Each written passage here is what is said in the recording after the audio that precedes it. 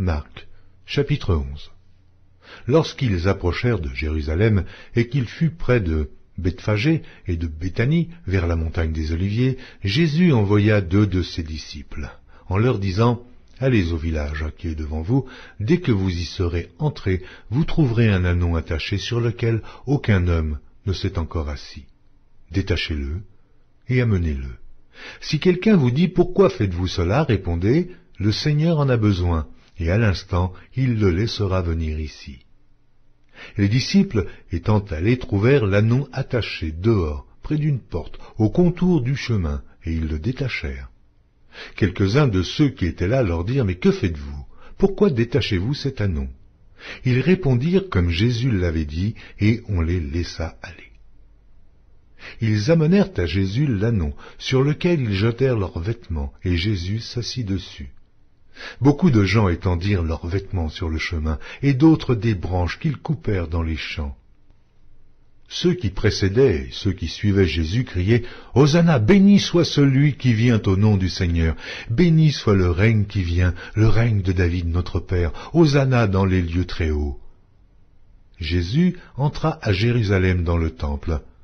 Quand il eut tout considéré, comme il était déjà tard, il s'en alla à Béthanie avec les 12. Le lendemain, après qu'ils furent sortis de Béthanie, Jésus eut faim. Apercevant de loin un figuier qui avait des feuilles, il alla voir s'il y trouverait quelque chose, et, s'en étant approché, il ne trouva que des feuilles, car ce n'était pas la saison des figues. Prenant alors la parole, il lui dit « Que jamais personne ne mange de ton fruit. » Et ses disciples l'entendirent. Ils arrivèrent à Jérusalem, et Jésus entra dans le temple, et il se mit à chasser ceux qui vendaient et qui achetaient dans le temple. Il renversa les tables des changeurs et les sièges des vendeurs de pigeons, et ne laissant personne transporter aucun objet à travers le temple. Et il enseignait et disait, n'est-il pas écrit ? Ma maison sera appelée une maison de prière pour toutes les nations, mais vous en avez fait une caverne de voleurs. Les principaux sacrificateurs et les scribes, l'ayant entendu, cherchèrent les moyens de le faire périr, car ils craignaient, parce que toute la foule était frappée de sa doctrine. Quand le soir fut venu, Jésus sortit de la ville. Le matin, en passant, les disciples virent le figuier séché jusqu'aux racines. Pierre, se rappelant ce qui s'était passé, dit à Jésus, « Rabbi, regarde le figuier que tu as maudit, à sécher. » Jésus prit la parole et leur dit, « Ayez foi en Dieu. Je vous le dis en vérité, si quelqu'un dit à cette montagne, « Ôte-toi de là et jette-toi dans la mer », et s'il ne doute point en son cœur, mais croit que ce qu'il a dit arrive, il le verra s'accomplir.